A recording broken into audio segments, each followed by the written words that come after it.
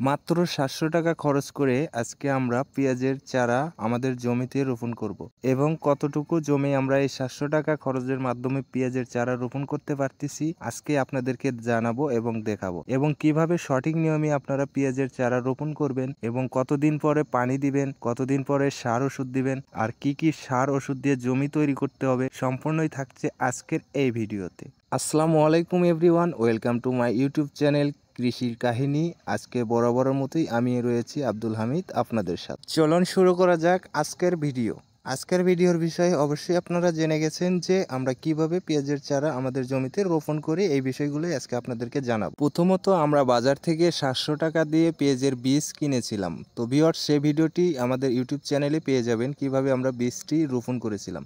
সেই বীজ থেকে আমরা কতগুলো চারা পেয়েছি আজকে আপনাদেরকে সেগুলো দেখাবো, এবং এই চারাগুলো আমরা কিভাবে আমাদের জমিতে আমাদের নিয়মে আমরা রোপণ করি সেটাই দেখাবো। তো প্রথমে চলে আসলাম আমাদের বীজতলায়, এবং বীজতলা থেকে আমরা যে চারাগুলো তৈরি করেছি সেই চারাগুলো এভাবে আমরা তুলে নেব। ভিউয়ার্স, দেখতে পাচ্ছেন যে এখানে অনেক আগাছা আছে চারার ভিতরে, কারণ আমরা এই চারার রোপণের সময় বা বীজ রোপণের সময় কোনো রকম কোনো ট্রিটমেন্ট করি নাই, কারণ কোনো সার দিই নাই, কোনো ঔষধ স্প্রে করি নাই, এই জন্য আপনাদেরকে এই ভিডিওগুলো দিইনি। তো ভিউয়ার্স, শুধুমাত্র আমরা বীজ ছিটিয়ে দিয়েছিলাম মাটিতে, সেই বীজ থেকে আমাদের পেঁয়াজের এতগুলো চারা হয়েছে। তো আমরা প্রথমত সুন্দরভাবে এই চারাগুলো তুলে নেব। চারাগুলো তুলে নেওয়া হয়ে গেলে ভিউয়ার্স চলে যেতে হবে আপনাদের জমি তৈরির কাজে। অবশ্যই আপনারা জমিটা তৈরি করবেন, কিন্তু জমির মাটি যেন দোআঁশ মাটি হয়, আর দোআঁশ মাটিতে পেঁয়াজের ফলন অনেক বেশি হয়। এখন আমরা দেখাবো আমাদের জমিটা আমরা কিভাবে তৈরি করেছি। আপনারা আপনাদের জমি তৈরি করার সময় অবশ্যই লক্ষ্য রাখবেন জমির মাটি যাতে ঝুরঝুরে হয় এবং জমিটা যাতে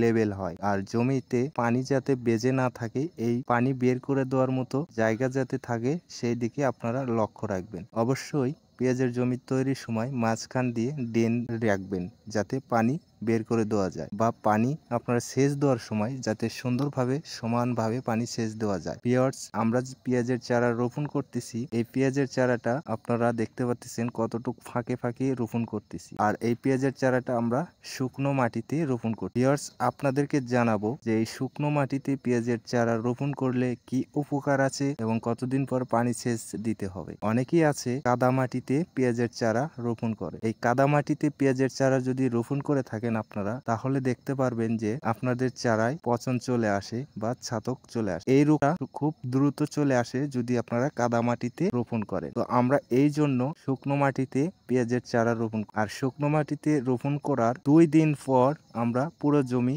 ডুবিয়ে সেচ দিব, আর এই 2 দিনে আমরা সকালে অথবা বিকেলে পানি দিব মেশিন দিয়ে, বা উপরে স্প্রে করে পানি ছিটিয়ে দিব। ভিউয়ার্স, আপনারা দেখতে পাচ্ছেন আমরা কতটুক ফাঁকে ফাঁকে পেঁয়াজের চারাগুলো রোপণ করেছি, আর এইভাবে পানি ছিটিয়ে যদি আমরা চারার গোড়ায় দিই তাহলে আমাদের চারা কোনোভাবেই পচবে না, নষ্ট হবে না, একটা চারাও নষ্ট হয়ে যাবে না। তো এই জন্য আমরা শুকনো মাটিতে চারা রোপণ করতেছি, যাতে 48 ঘন্টা পর এই চারা যখন নতুন শিকড় দিবে তখন আমরা ডুবিয়ে পানি সেচ দিব। আর এই জমিতে আমরা কোনো রকম জমি তৈরির সময় সার ব্যবহার করিনি। ভিউয়ার্স, আপনারা দেখেছেন এটা আমাদের মরিচের জমি ছিল, আর এই মরিচের গাছ উকড়ে ফেলে দেওয়ার পরেই আমরা পেঁয়াজের চারা রোপণ করি, আর এই জন্যই আমরা এই জমিতে কোনো রকম সার ব্যবহার করিনি। আপনারা মাটি তৈরির সময় অবশ্যই সার ব্যবহার করবেন। যদি আপনাদের মাটিতে বা জমিতে সার না থাকে তাহলে অবশ্যই সার ব্যবহার, যেমন টিএসপি, ইউরিয়া, পটাশ, জিপসার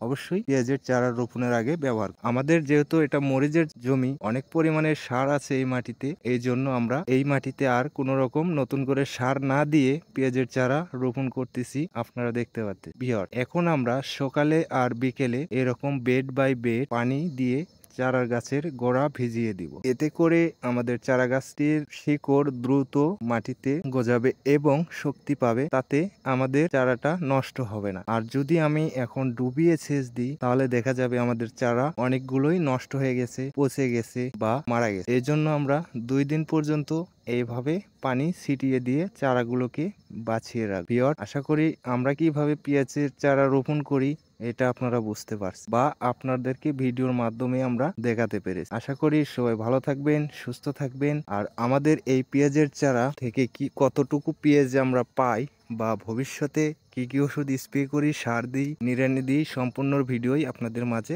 আমরা তুলে ধরব। এ পর্যন্ত সবাই ভালো থাকবেন, সুস্থ থাকবেন। আমাদের ইউটিউব চ্যানেলের